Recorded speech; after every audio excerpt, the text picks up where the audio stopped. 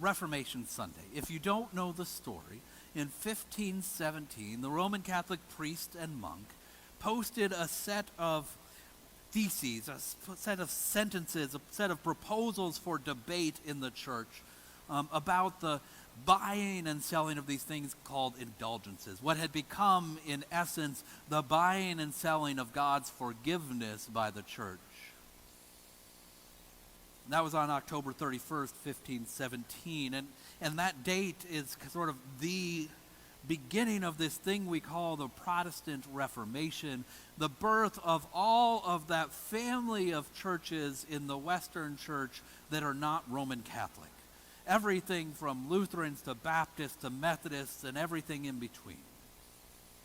And October 31st is a great day to remember. It was 4 years ago that I celebrated the 500th anniversary of that date with our friends in Peru, worshiping with them in the streets of Lima as we worshiped together as a community and celebrated.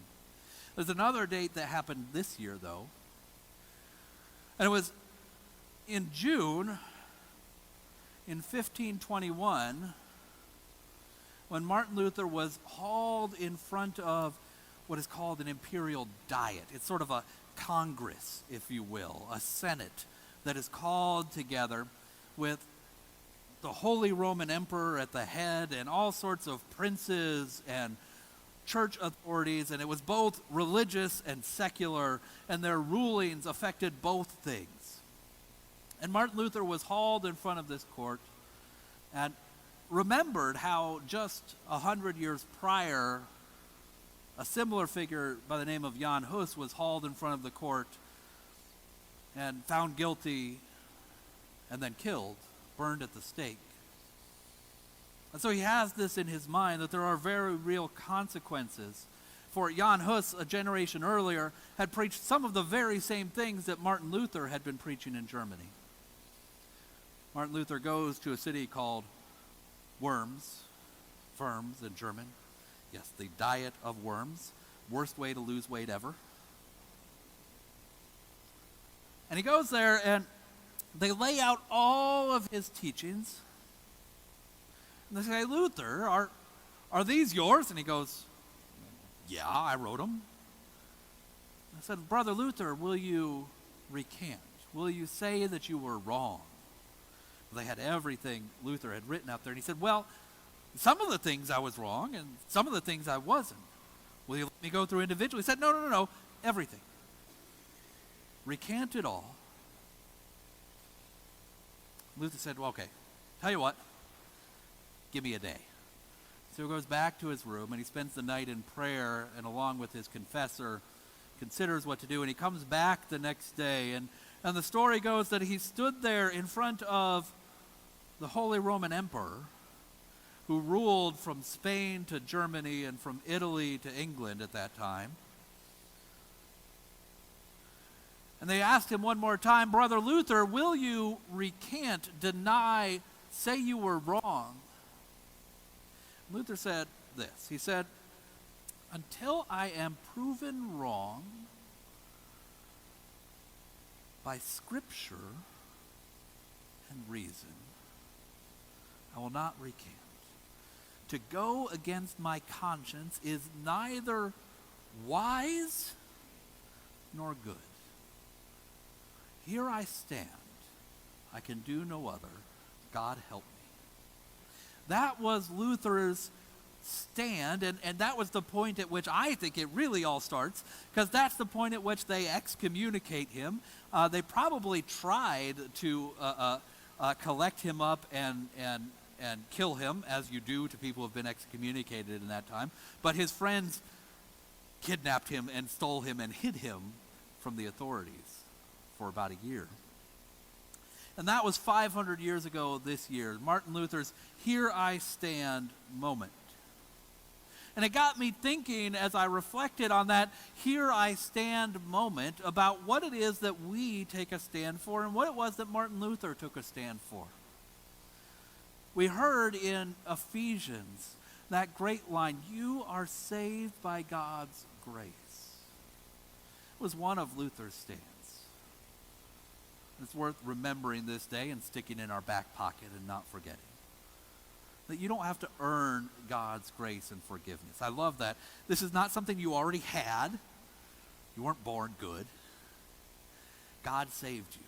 God redeemed you. It isn't something you did. It isn't something you earned by making the right choices and doing the right things. It's something that God did for you so that no one can brag but God, says Paul. Luther will stand on that. You can't earn God's love. God loves you first.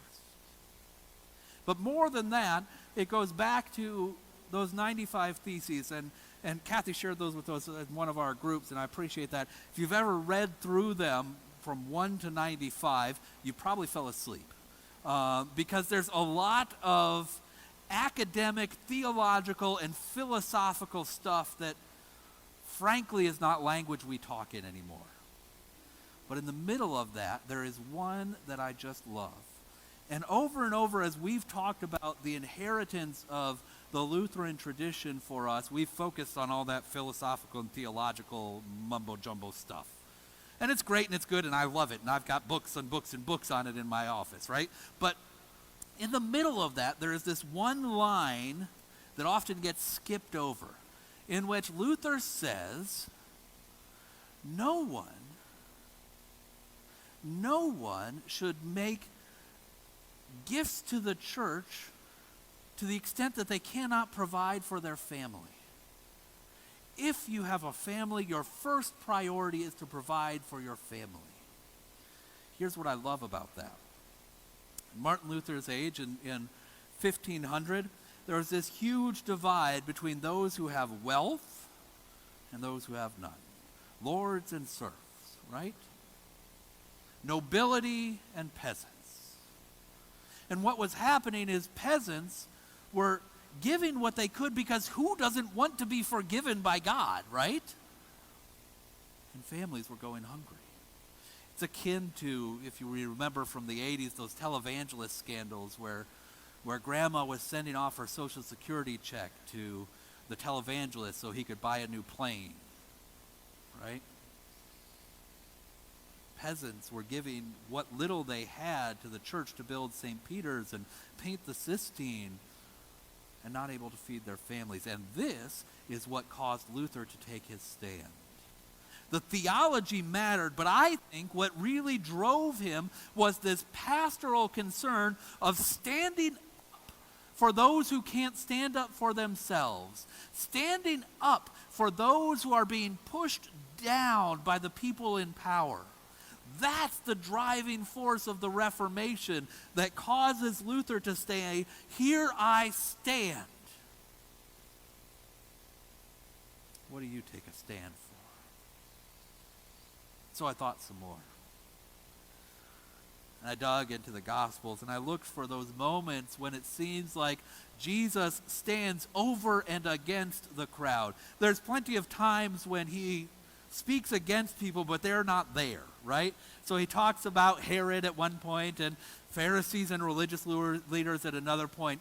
But there are two moments when Jesus directly confronts the people around him. One is that great story in the temple where Jesus comes in tossing over tables. You know it, don't you? Right? In John, it's in chapter 3, if I'm not mistaken. Jesus comes into the temple and he's upset. Not because religious people shouldn't sell things, right? Not because commerce is in and of itself bad, but because in the midst of that temple setting where peasants traveled from Galilee and from south of Judea and they came to Jerusalem, they had to change their money. And it sort of was like, you ever have to buy something when you're traveling and go into the shop in the airport where it costs you 10 times as much as it would cost you at Walgreens or CVS, right? It was like that. So these travelers would come from Bethel and Samaria and from Bethlehem and from Nazareth and from Cana. And they would walk for days, carrying only what they could carry. And they would get to the temple. And to participate in the worship in temple, they would have to have a dove for sacrifice or a goat for sacrifice. And they would have to have temple money. They would have to exchange their currency, just as we would, traveling from one nation to another. And so they would go in, and people rightly said, well, we should provide that for them. And so they did. And all of a sudden, the dove that might cost you $5 at your local dove shop back home costs you $30 because you were too poor to have an extra camel or donkey to carry all that stuff with you. A tax on being poor. Good thing we don't do that anymore, right? And so Jesus gets mad, and he turns over the tables, and he drives those merchants out of there. He takes a stand on behalf of those who cannot take a stand for themselves. He speaks for those who do not have a voice. And then the other time is the one that we read from John chapter 8. This great story about a woman caught in adultery. And Jesus is teaching in the temple as he often did. And the religious leaders bring this woman in and they accuse her. And they say, well, what do? The law says, literally, we should kill her. And Jesus says, he doesn't say. He knows. The law doesn't say that. Because you notice who's not there. So they say, we brought this woman to you who's caught in adultery. Who's not there? The man who's caught in adultery. The law says you bring them both there. And so Jesus knows that they've already broken the very law that they're trying to get him to enforce by taking the one that's more vulnerable, the one who has less voice. And he knows that you're supposed to have a writ to write down the accusations against somebody. And so he does. He writes them in the sand in front of them. And he takes a stand that day. He takes a stand for someone who cannot defend themselves. He takes a stand in the name of love. He takes a stand in the name of the same grace and mercy that Paul tells us about in Ephesians. He takes a stand for being compassionate. What do you take a stand for? We hear the refrain often around this time of year from us Lutheran folks. Here I stand. That line from the Diet of Worms. Here I stand. And it makes me wonder what our churches stand for. What we stand with. Who we speak for. The temptation in this day and age very often is to stand for ourselves, isn't it? We see it very often.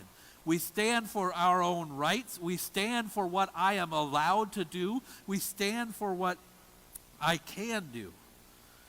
But both Luther and Jesus give us this great example of standing instead for someone else.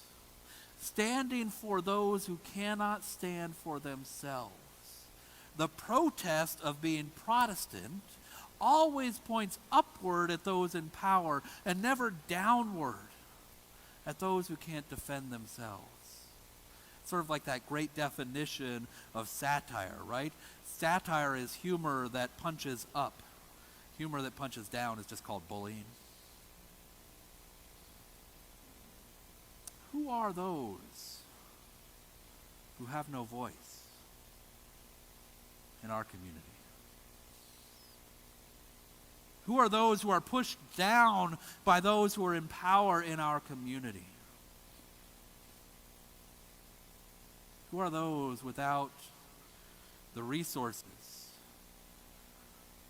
financial, political, or otherwise,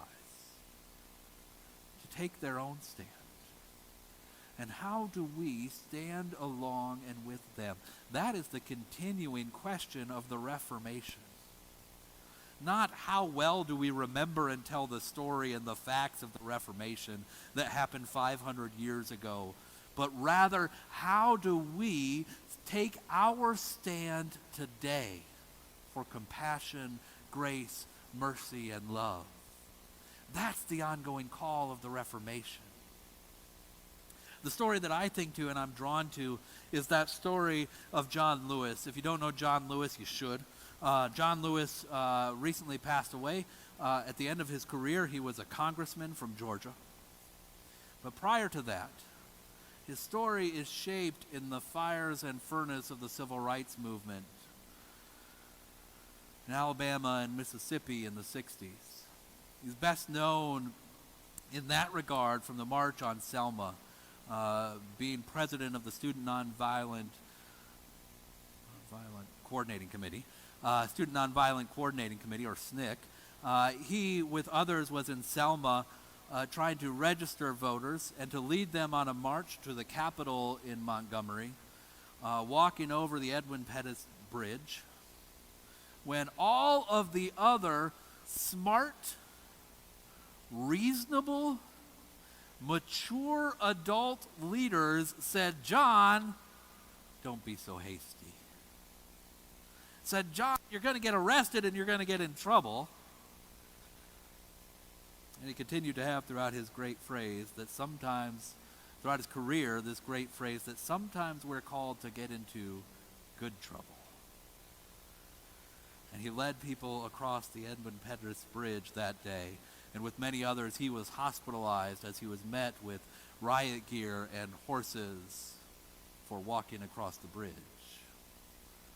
And it was 2 days later that all of the mature, reasonable civil rights leaders said, maybe this isn't a bad idea. And they went back and did it again. And that's that image that we have of MLK and John and others at the front of the line walking across the bridge safely. Because John Lewis on that day took a stand for those who could not be heard, for those who were being pushed down by the people in power, by those who were being kept away from, in that case, the right to vote and to have their voice heard.